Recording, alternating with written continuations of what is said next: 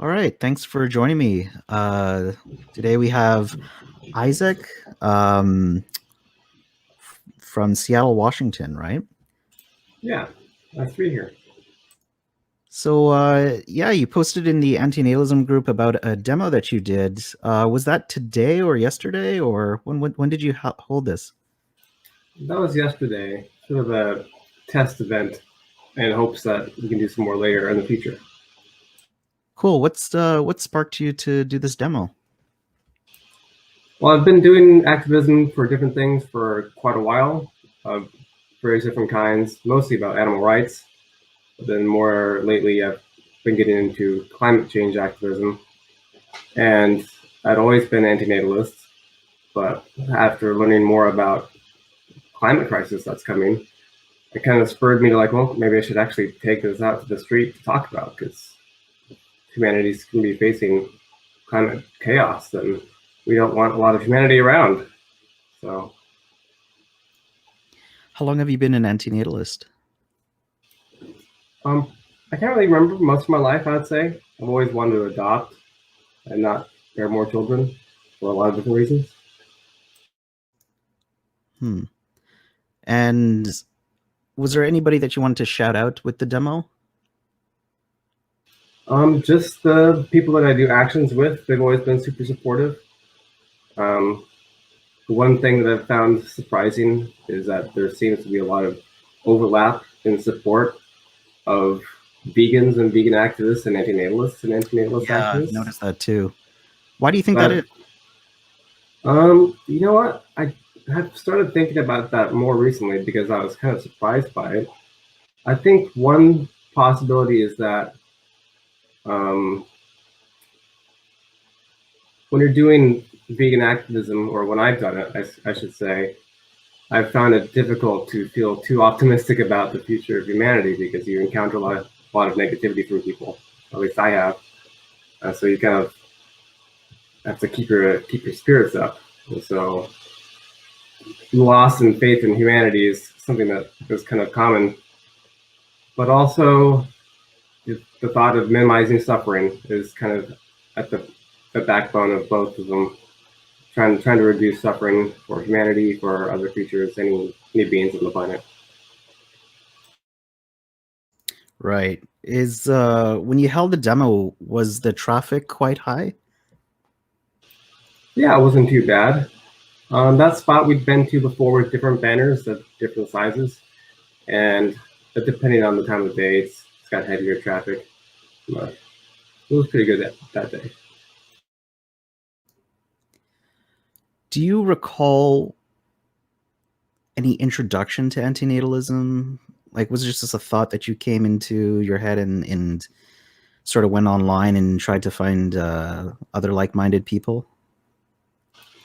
Yeah, actually, I think I stumbled upon it the same way a lot of people do. Is they read about David Benatar's work, and I was already familiar with a lot of the concepts, not all of them, obviously, but I read some of his works, and I thought, wow, I can't believe there's a word for this thing that I've been thinking about and that I've cared about for a long time. I like it. I can Google it now. I can stand behind it and talk to people about it easier. So that was one inspiration for the banner. That a lot of people don't even know that this is a word and that you can Google it and find more information about it.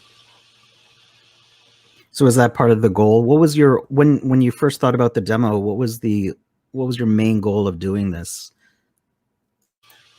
I had thought about doing different messaging, and I'd still like to try it out, to encourage different messaging to encourage that people don't reproduce or different takes on it. But it occurred to me that every time I've discussed antinatalism with somebody, they've almost always told me that they weren't aware it was even a word, as I sort of mentioned about myself. So that kind of inspired me, like, well, before, like, there's probably a lot of people out there who actually already support this and would get involved with the movement if they realized how to find each other. And so that was sort of the inspiration for putting that on the banner. It's easier for people to find each other if they can, link up around the common phrase. The people that you had help you, how did you connect with them? Was it just locally through the vegan community or online in the antinatalist community?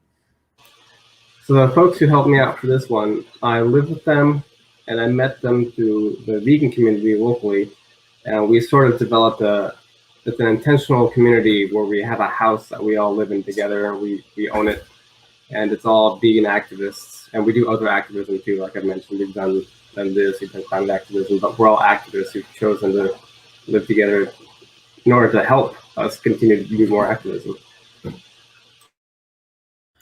And okay, so like a lot of your support came from the vegan community, but you haven't really made connections within like the say the Facebook group or Reddit or the Meetup or all these other antinatalist spaces, the Discord, so forth. No, actually, I haven't really explored them too heavily yet because I've been in the sort of the vegan channels for so long, and specifically vegan activist channels, that I've only recently started adding myself to other anti-natalist and climate related ones.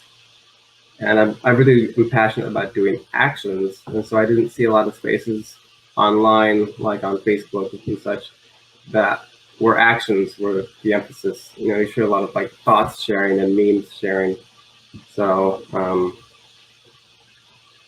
I didn't feel drawn to those spaces because I like seeing action. Yeah, maybe this can inspire some more. Yeah, I definitely think it'll inspire some more, and I love the banner. It looks great, and it does mention. Well, I like the part where it says, especially in this climate crisis, because it kind of leaves open that for the other antinatalist arguments as well. It's not just the climate, but it can be the moral arguments for the individual on top of the climate crisis. It's kind of like with the vegan messaging, it doesn't have to be always just one just the animal rights point. It could be about the environment as well, and I think that just it helps persuade people, and then they can get introduced to the other ideas for the philosophy. What type of vegan activist groups have you been with? Have you been like DXC, AV, or anything like that? Yeah, I've mostly worked with AV a lot, Anonymous for Voiceless. We had a local chapter here for a few years, and then we sort of became our local version of it. So we're no longer operating as Anonymous for Voiceless, but we do similar demonstrations as just a local version. And that's my favorite form of vegan activism that we've been doing locally. I haven't done a lot of DXE events, but I've been to a handful, and the conferences and some of the what's the word? Some of the direct actions at farms and such. We've done a lot of things locally with an organization called Be Fair, Be Vegan, which is an organization that helps cities fundraise to get billboards about veganism. And we had a campaign 2 years ago in Seattle where they were able to fund us tons of messaging around the city, and it was good. Ah, it's very cool. Yeah.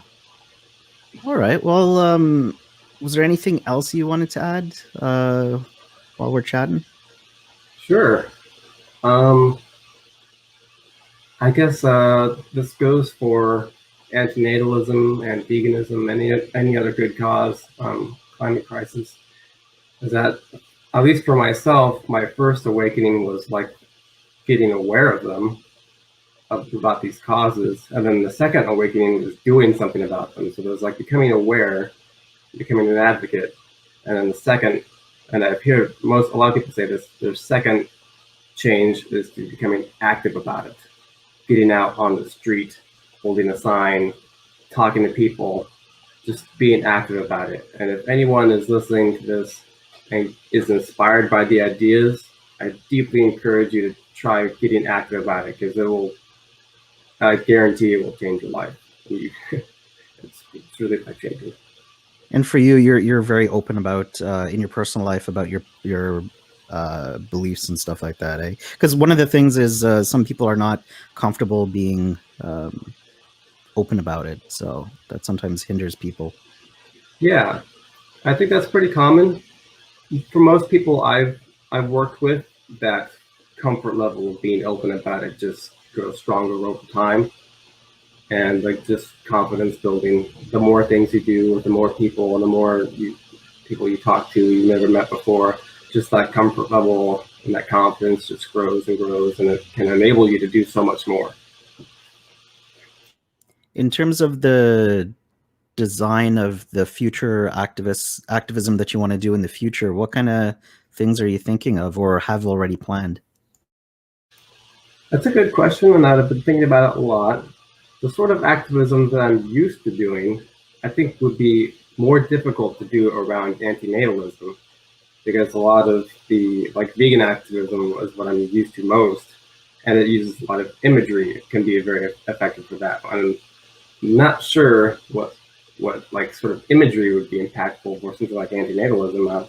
There might be some good stuff, but I have to think about it.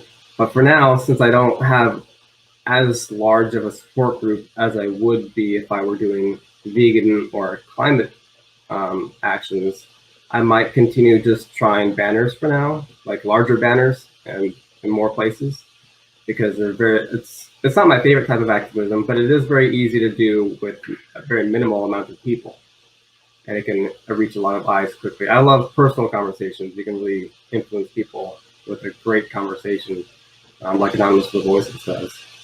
But big, massive banners you can do with just 2 people. So I might just try that some more. Cool.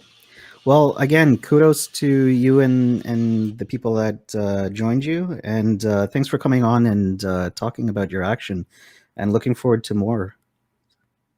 Yeah, thank you for having me. Cheers, buddy. Take care.